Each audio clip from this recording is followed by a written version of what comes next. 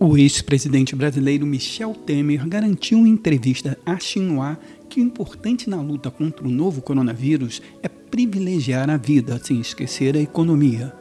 Temer afirmou que é preciso investir na preservação da vida e, ao mesmo tempo, controlar a abertura de empresas e atividades, ainda que com restrições, para não paralisar a economia.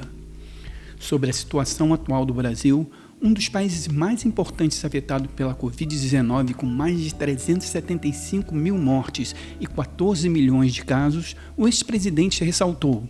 Porque é claro que a economia também é vida, né? Então você precisa ter meios e modos de não impedir por inteiro a ação econômica do país, das empresas, pequenas, médias, grandes, né? Porque elas é que sustentam o emprego, né? Mas, ao mesmo tempo, tem que privilegiar a vida. Você veja, a vida vai embora e não volta mais.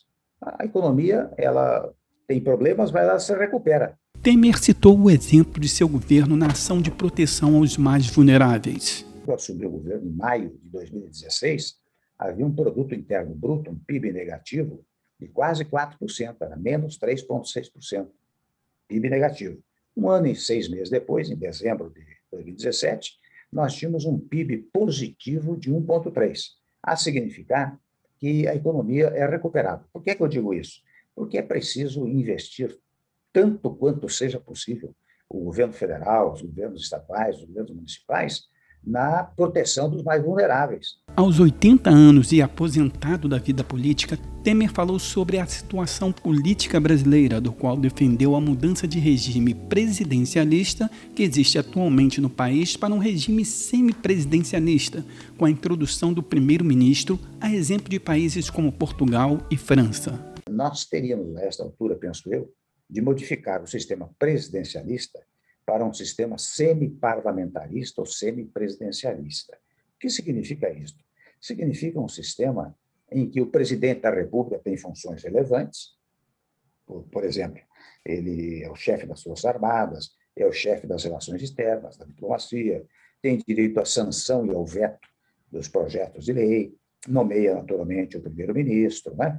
E o primeiro-ministro, com sede no parlamento, ele vai comandar a administração pública interna do país. O ex-presidente justificou essa escolha com medidas tomadas durante a sua gestão.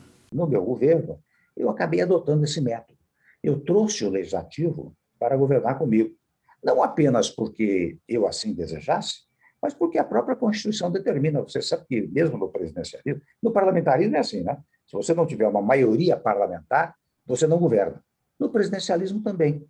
Grande estrategista, o ex-presidente explica que esse modelo tem a vantagem de, se o governo cair, reconstruir sem traumas o país. E também divide a atividade executiva com o legislativo. Se for para apontar reclamação ou erro da administração, não cabe apenas ao executivo, mas também ao legislativo, que também terá função executiva.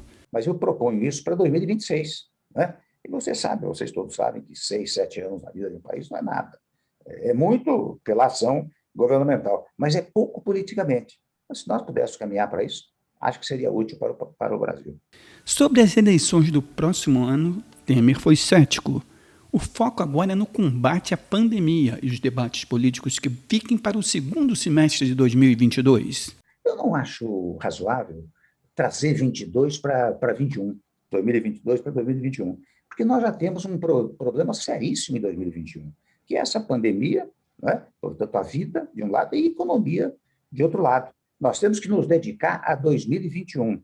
O ex-presidente Michel Temer deixou o seu recado. O momento é de ação, de mostrar credibilidade para conquistar confiança para as próximas eleições. Muito obrigado a vocês, muito grato pela entrevista e meus cumprimentos a todas as autoridades chinesas e a vocês.